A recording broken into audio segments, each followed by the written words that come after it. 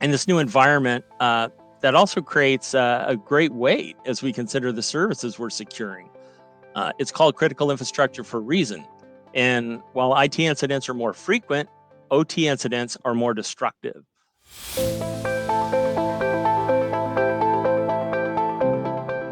Hi, I'm Miki Shifman, and this is the second season of the Secure Tracks podcast, where we host rail industry leaders to talk about operational rail technologies and cybersecurity. In this episode, we're thrilled to have Mark Johnston of TriMet with us. Mark has distinguished background in public sector cybersecurity. He has served as the Director of Cybersecurity for the state of Oregon and Information Security Officer at the Oregon Health Authority before taking on his current role as a CISO at TriMet. This marks his first venture into rail industry, where he's been since July 2022. Mark is passionate about bringing IT cybersecurity professionals into critical infrastructure, particularly transit, to address the great need for cybersecurity expertise. Mark, welcome to the show, and thank you for joining us today. Hello, Mickey, and thanks for having me. Great. Good to have you here. Mark, we always want to start with something personal. Can you tell us how you got into cybersecurity and more recently how you got involved in the rail industry? Was there anyone or anything that persuaded to make the jump? Yeah, absolutely. So the majority of my career was spent in the private sector, actually, with a large part of that in supportive services related to the federal government, specifically student loans. That work dated back to a time before FISMA, which is the Federal Information Security Modernization Act. And for those not familiar with FISMA, it's the US legislation that defines a framework of guidelines and security standards to protect government information and its operations. And it came to be in about 2002. So FISMA emphasized a risk-based policy for effective security. And while I say that I was doing cybersecurity work before then, FISMA marked a point for me where it became more of a focus outside of just doing the right things, um, if you will. So most of your listeners are probably likely more familiar with NIST than FISMA, but that relationship is important as FISMA drove a lot of what the NIST standards are today. In short, NIST provides the security controls and the guidelines, while FISMA enforces the controls by mandating federal agencies to develop and implement strong security programs. Uh, Examples of those programs that people are familiar with are like Pub 1075 for tax information, CJIS for FBI criminal justice information, and MARZ, the minimum acceptable risk standard for exchanges from the Department of Health and Human Resources. That related to the healthcare exchanges that were rolled out many years ago. And when I shifted to the public sector, my initial focus was on cybersecurity related to Oregon's healthcare exchange. And I felt really good about working in public sector. And actually, I remember I wished I'd made that my focus early in my career. I enjoy the public good aspect of going to work every day, and what that meant to me was important. And then after about 6 years with the state of Oregon, a former colleague reached out to me about coming to TriMet, and I said I was not interested. And while critical infrastructure intrigued me, I was extremely happy in my role as the director of cybersecurity and running the security operations at the state of Oregon. Somehow I agreed to the conversation and entered the hiring process to continue that dialogue. And by the second interview, I was excited about the opportunity to join what I saw as a great organization where I could make a difference in critical infrastructure in an environment that was ready for that type of growth. Now, besides the person who asked me to come to TriMet, I reached out to the man I worked for when I first came to the state of Oregon, someone whose opinion I respect greatly. And through dialogue with him, he also encouraged me to take the step. And here I am, and I couldn't be happier. That's awesome. Like it's quite diverse, and like being in all of those organizations probably quite like give you the sort of experience that you need. So I assume that joining into the rail industry, like something has been different about it. So can you maybe tell the audience more about like the differences between how you like, perceive the rail industry versus like the previous roles that you had in state government and healthcare? Absolutely. Miki. So the obvious difference centers on operational technology, or OT, right, versus my focus at that point, which was information technology, or IT. For a long time, we referred to ourselves as information security professionals. Even it was all about the information.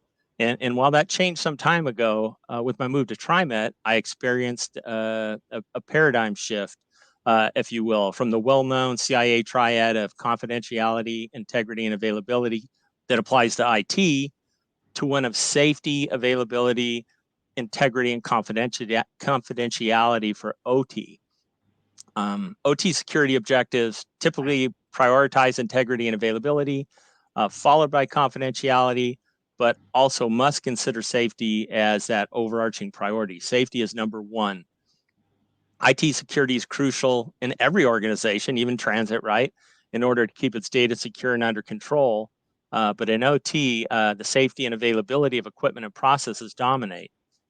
And for me in my current role, that includes systems that are required for like signals, track power, tunnel ventilation, as a few examples. Um, so before I made the transition, I did homework to better understand what I was getting into. One of the things I read was the 5 ICS Cybersecurity Critical Controls white paper by Rob Lee and Tim Conway. While they touched on technology-focused differences, they boiled down the big difference between IT and OT as the mission or business purpose of the systems. As a generalization, IT is focused on how you manage the business, while OT is focused on why you are a business, right? The mission or purpose of those systems dictates what's required of them and what the risks and threats are to those systems. That really resonated with me because I've always strived to be about enabling the business I serve to do the work that they do at a reduced risk. And this new environment, that also creates a great weight as we consider the services we're securing. It's called critical infrastructure for a reason. And while IT incidents are more frequent, OT incidents are more destructive. And TriMet can provide services without email and other enterprise IT systems and capabilities. But if signaling or tunnel ventilation systems are impacted, that's going to be a different story. Gotcha. Yeah, that's the transition between IT and OT, I guess, is like the biggest when you move between those type of organizations. And I guess the priorities shift is just as you said.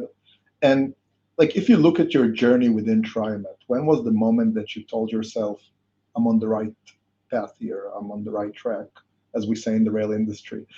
Like what was the moment of realization over there? Yeah, so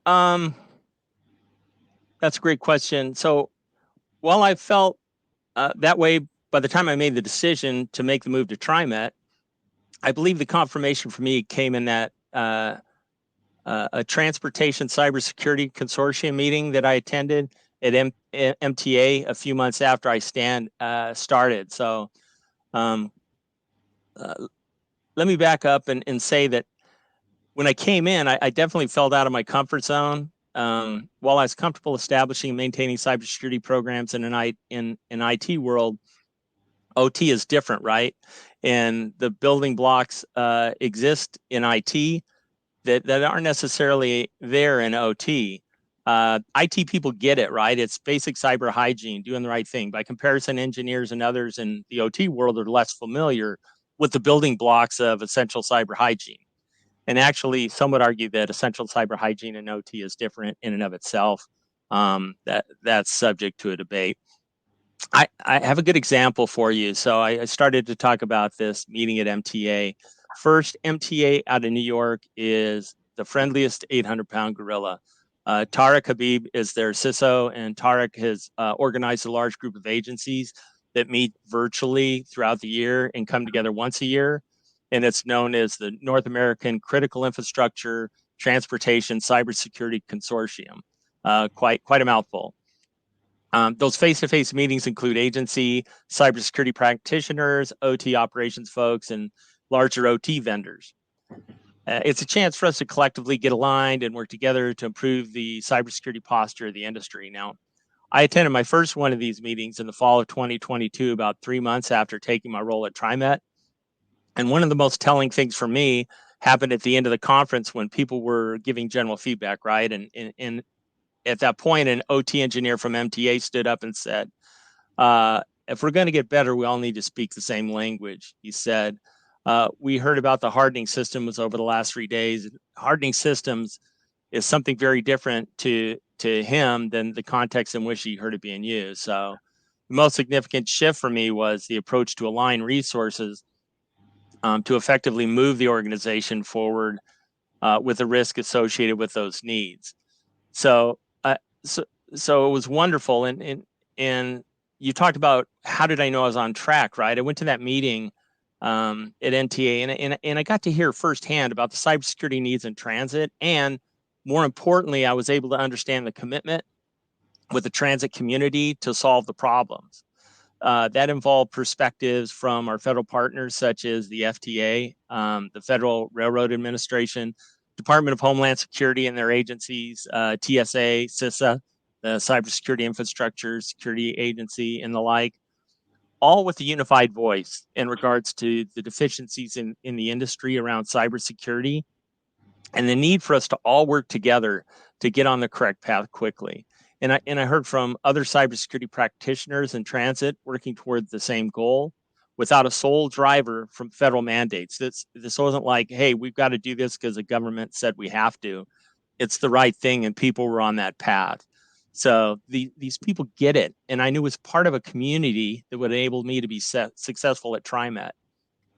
And then the other thing I'd add is um, that gave me that comfort and knew I was on the right track is I had the added confirmation of realization when I met with TriMet COO Bonnie Todd. TriMet has really smart leadership. And I was glad to hear that Bonnie knew TriMet, like all transit agencies, needed to do better when it came to cybersecurity and OT. And she was committed to making that happen. And I feel held accountable for this important work, and that excites me. Well, like it looks like it's a lot about building bridges, isn't it? Like it's building the bridges with the other transit authorities that are in the same boat and building bridges with the operations people. That's what we frequently hear from that type of agencies. That like that's the only way you can improve, really, like having the right relationship, Absolutely. right people. Yeah, that's awesome. And like, what resources have you used in order to improve your knowledge of OT? So you mentioned the 5 critical controls on OT security. What others have you used to improve? I guess those resources should be useful to anyone who's making this move from IT to OT. Yeah, great question. So I knew at the highest level, I knew I wanted to engage TriMet senior leadership in the management of cyber risk, and I wanted to do that holistically, right? That being risk consideration for IT and OT collectively. That meant I needed to understand how to bring them together in an understandable fashion under that single umbrella. So the biggest boost for me in that regard actually came from an APTA webinar I attended 30 days into my new role. The webinar was about implementing the Operational Technology Cybersecurity Framework, or OTCMF. OTCMF is a maturity model developed by the APTA Control and Communications Cybersecurity Working Group and was specifically designed to assist transit agencies in improving cybersecurity risk posture for their OT environments. And while I'm only starting to delve into the value of that standard itself for TriMet today, this webinar made me aware of the NIST Special Publication 882R3, which is the Guide to Operational Technology Security, and more specifically, the associated overlay that provides guidance on the specific controls that apply to operational technologies, and as well as recommendations about how to tailor to Special Publication 853 security controls for an OT system. Okay, that's a mouthful there, right? But for me, that was like boom, a light bulb moment for me, because this was extremely helpful in aligning IT and OT from a cybersecurity program perspective, understanding that special publication related to OT security and overlaying it to 853, which I've was working with for for a couple decades, since its inception, actually. So getting those two aligned, it was great for in this new environment and leveraging the experience I already have. Now, I apologize for those that are not NIST wonks, but my point is really more about, leveraging, building on your strengths, and not focusing on gaps or weaknesses when you build a cybersecurity program. You don't want to go in where you've got no strong foundation and build something, because it'll end up being shaky. So that was one thing that really excited me and aligned really well, Miki.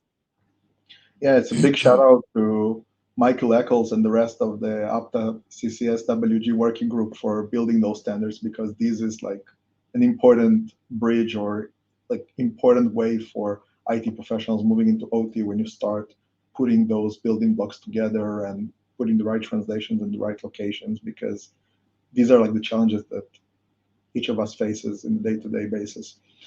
Spot Cool. on.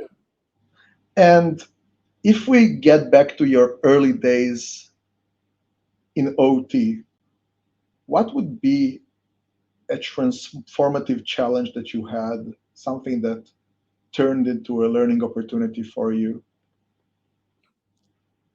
So this could almost be an answer to the previous question as well. Something as in terms of something I wish I knew early on. Something simple but very important. I wanted to get exposed right away to the specific OT in my environment. So I met with different folks that I believed were the key players in our OT environments that could help me understand what I was dealing with. In hindsight, I was already uh, applying IT cybersecurity knowledge to the OT environment that I was hearing about, despite knowing better. Not the right thing to do. Old habits die hard. For example, while I was aware of the challenges in patching when it comes to OT, I was trying to work through the problem in a specific area when I was talking to an engineer without the larger context in a more holistic prioritization, right? I don't want to go in and direct people's attention to a certain place. I need to understand what the big picture is. And I also realized I lack some necessary common knowledge and language and the basics on which to build this important relationship.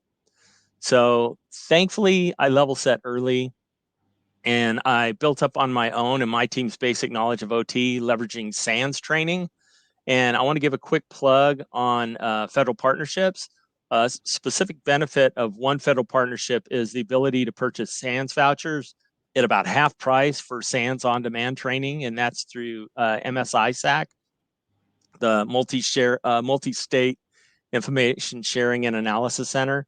So I leveraged that to provide ICS SCADA security essentials training to me and my team, which proved to be invaluable in translating our current IT cybersecurity knowledge to OT.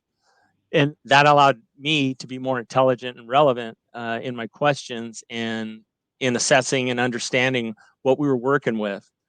We'd also make the same training available to the folks on the OT side that were working with us if they desired, because then again, that would help create that common language for us to connect and build that relationship.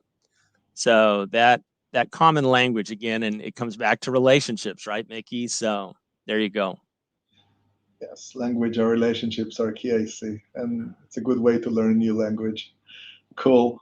All right. So now let's shift the topic a little bit. Let's do the reverse order. We started asking about the OT resources and what would you recommend others learning about OT. But now let's maybe zoom in and double click on the IT best practices that you brought with you from your previous experience, because I guess there's a lot to learn from that as well. And some of those are transferable definitely to the OT. So maybe you can share more about those IT best practices. I guess you touched on some of them with NIST, but you probably have others there that would be very relevant to everyone that hears us. Yeah. Again, I like this question, Mickey, because I think it's always best to focus on strengths when building, right? As I said before, that's a really important thing. I mentioned briefly about the importance of our senior executives to make decisions based on risk. And one of the first things we put in place was the risk management program at TriMet that had a defined point for senior executive involvement. I'm building the expectation within the organization that My team will operate to maintain cybersecurity risk under a certain threshold. And when that cybersecurity risk rose above that threshold, TriMet executives would be aware and would be able to weigh in on the path forward and any necessary what they call risk treatment options, right? Avoidance, reduction, acceptance, those kinds of things. This is the same regardless as to whether the risk is IT and or OT related. I don't want to again have to have them change hats when they view these different kinds of risks. They should be able to look at them collectively and holistically. So, for example, we completed a third-party assessment of our cybersecurity for our light rail environment last year. So instead of giving these assessment results special treatment, they became part of that established cyber risk management program that's already established, and then it could be weighed globally. It's very important for the health and sanity of the organization that we can prioritize efforts and mitigation strategies based on the cyber risk in the bigger picture. This is opposed to playing what I call cybersecurity whack-a-mole and queuing up new work as cyber risks come to light without regard to the bigger picture. We're just going to be whacking those things in a never-ending way. So that risk management framework was really important, and it fits well. I also believe in leveraging and maintaining strong federal industry partnerships. For example, we just completed a CISA-led cybersecurity tabletop exercise this past week. It was a fantastic event that was well supported by TriMet as a whole.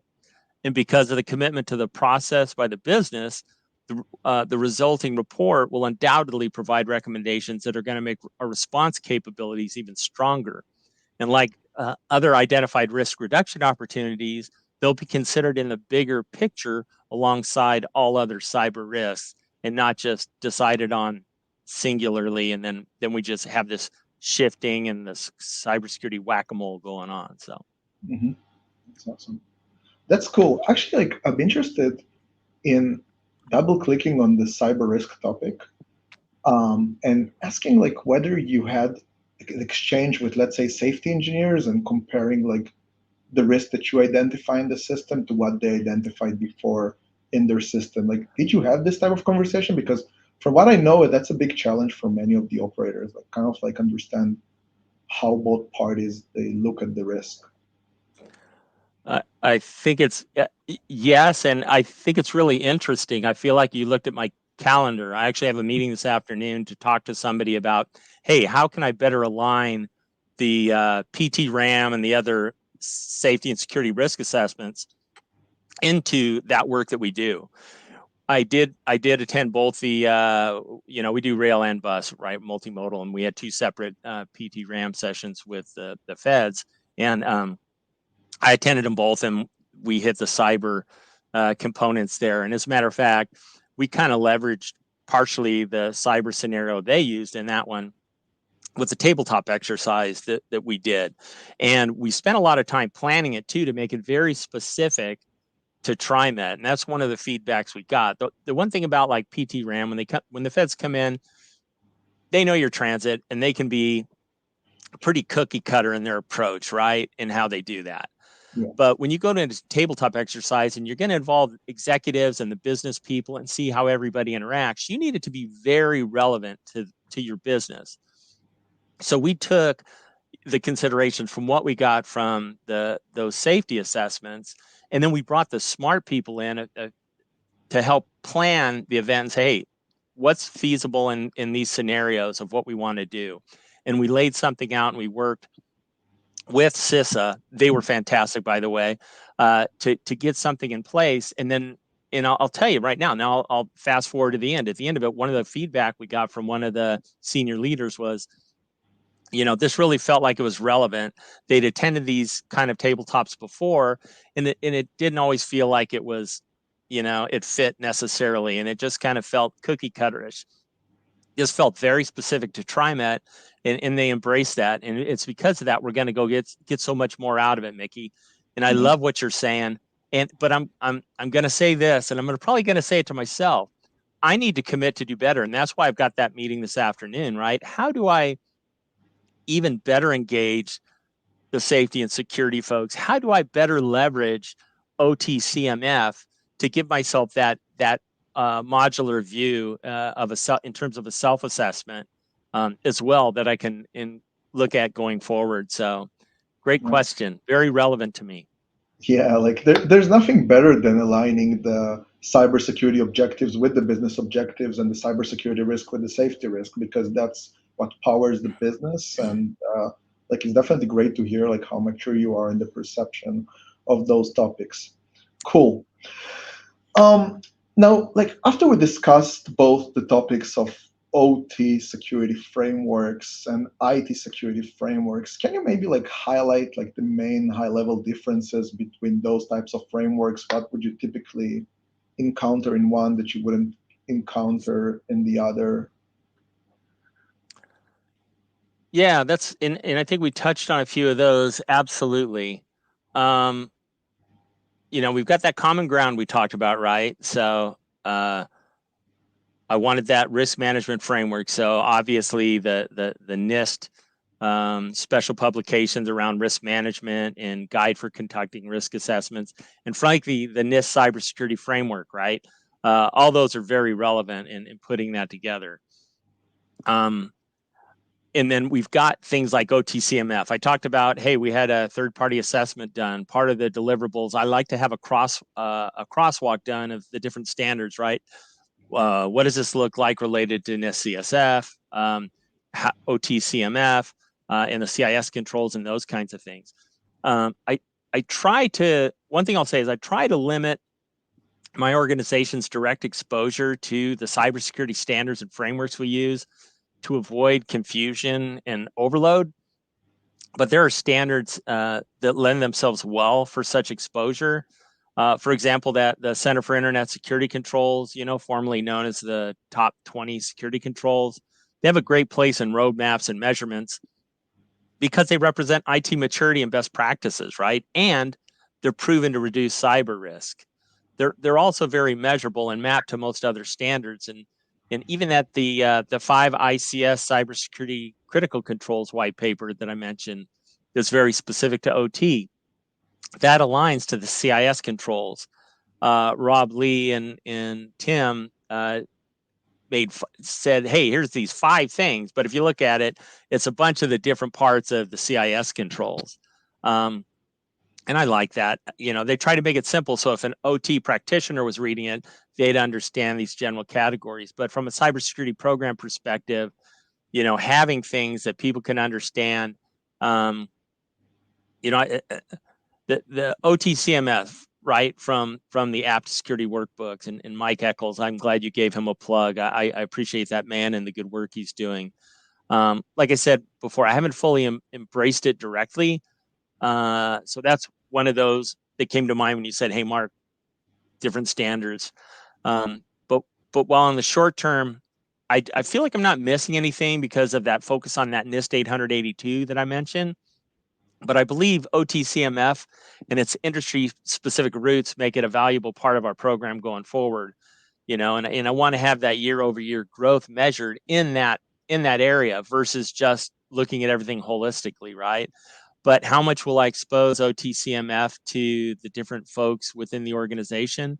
I'll probably introduce them to it at a higher level and say, give a report card at the senior executive level, and this is how we're doing.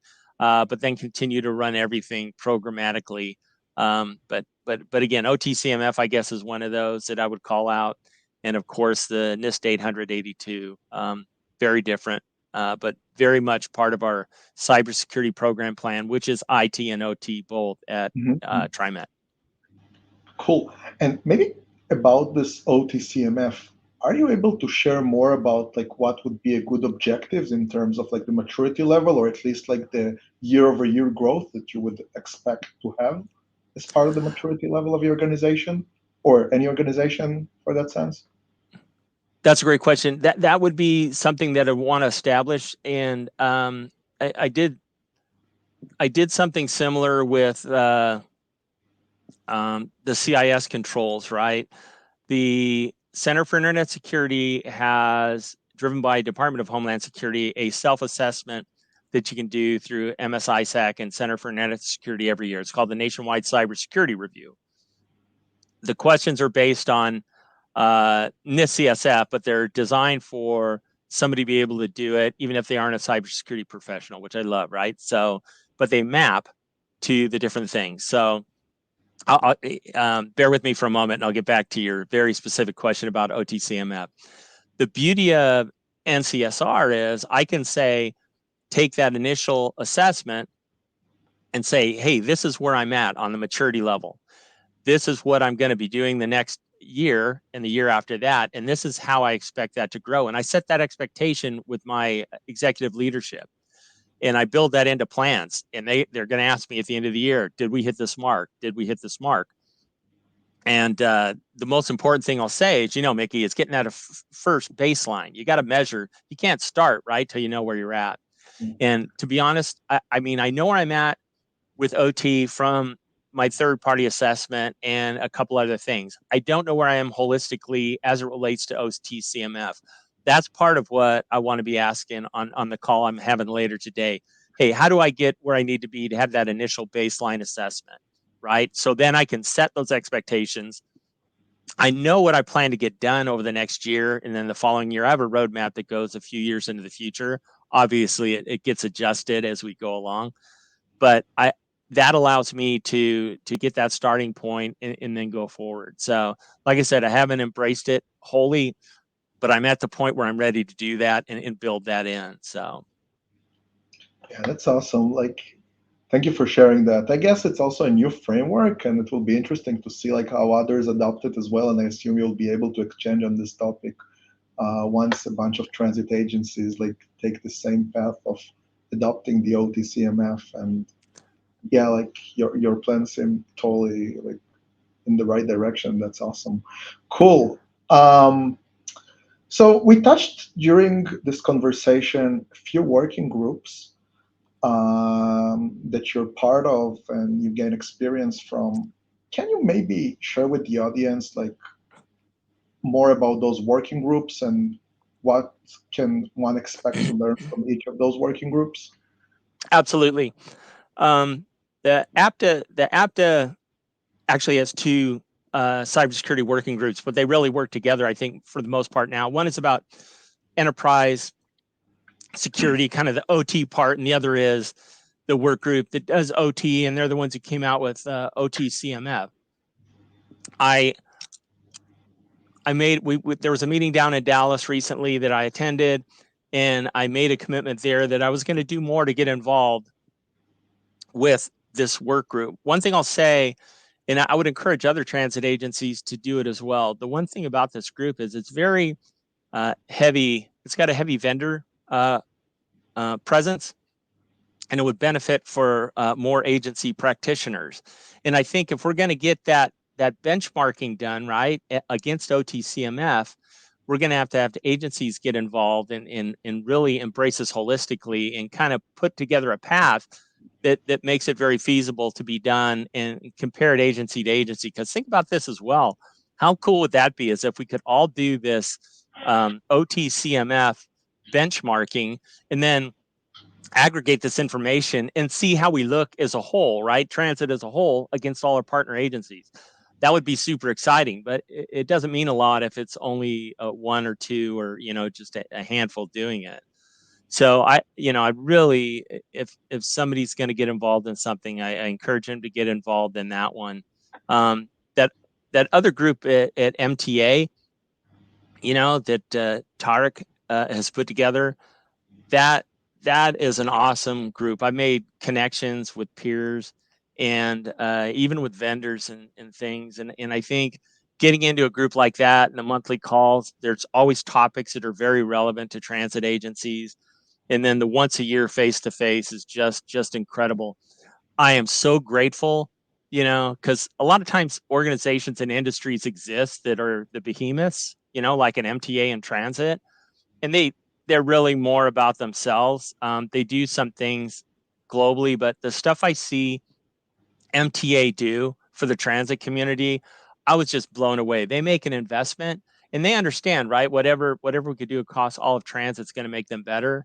And I'm just so grateful for them. But if somebody's in transit, they need to reach out and get it linked up with that group at MTA. And industry connections, right? And you got to invest in those relationships. I need to do better, and I think as I have more time, that's a weak excuse. As I make more time to grow some of those relationships, I think it's going to even benefit me more. Of course, we have the information sharing and analysis centers, Miki. You've got the public transportation and the surface transportation ISAC. I highly recommend the multi-state ISAC, which is run by the Center for Internet Security. They're actually contracted by DHS to do that. Fantastic services. They actually have incident response support if people need those kind of services. They can support OT to a certain degree. So MSISAC and then CISA. Oh, we talked about CISA, right? CISA, know who your regional folks are, get a hold of them, make sure you know what all the offerings are. A lot of them are free, right? Take advantage of those. So those are a lot of things that I'd recommend that people take advantage of.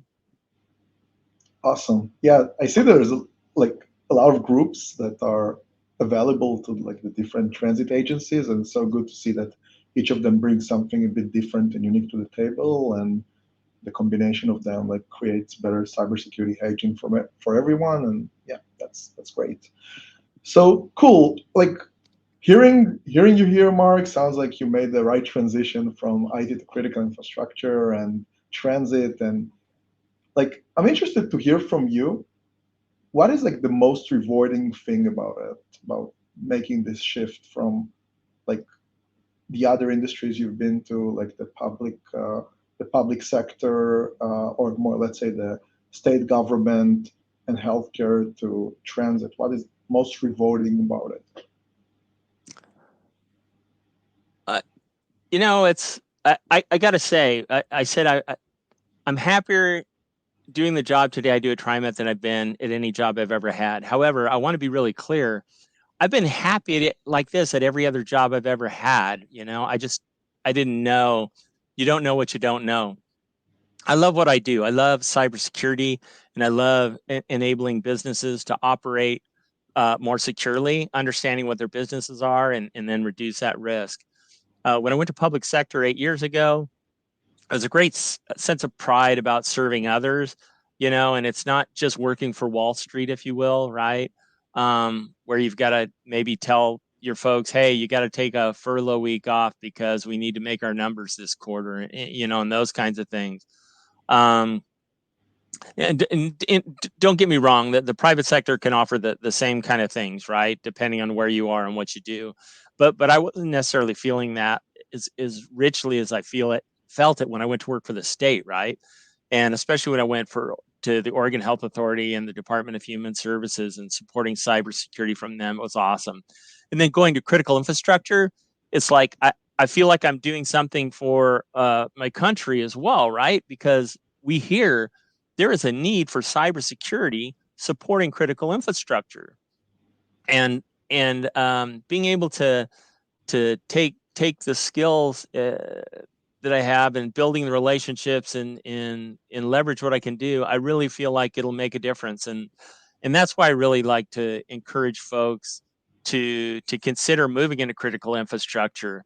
I'm not sure what Jedi mind trick my my acquaintance made to get me into this to where I'm in this seat now, but I'm glad it happened. I'm just super excited, and it feels really good, Miki. That's awesome. All I can say is just amen. Like super interesting, and I guess we can only read CISA's reports to see how targeted transit is and how much of a good work still need to be made. And I strongly encourage everyone to take on this challenge as well. Awesome. So we're getting closer to wrap up, and I would be interested to hear what wisdom would you offer IT professional that are attempting or thinking about a similar transition to the one that you made into transit? Oh gosh, I guess in short, it's like do it. Take the plunge. Uh, if you have cybersecurity experience in the realm historically referred to as information security, take those skills and add to them in an area that's in desperate need. If you enjoy cybersecurity, you're going to find it rewarding. It's just it's a great community. It's a great industry. It's got attention, federal government attention. It's got leadership at the agency's attention, non-cybersecurity. And those of us who've worked in cybersecurity for a long time know it's really nice to work in an area that really knows the importance of cybersecurity and the fact that they need to grow there, and just have a plan to move forward. But get over and get involved, make a difference. Yeah, definitely just make a difference. All right. So, Mark, thank you for being here today. It was a pleasure to host you at the Secure Tracks podcast. You'll be welcome back at any moment of time, and we'll be happy to hear about your progress. And it seems like a lot of things are going on. So, we definitely anticipate a lot of progress over there. And, like, I guess the working groups will also keep evolving, and we'll be happy to learn more about them. So, thanks for your time. And thank you, everyone. Thanks, Miki. It was great talking to you.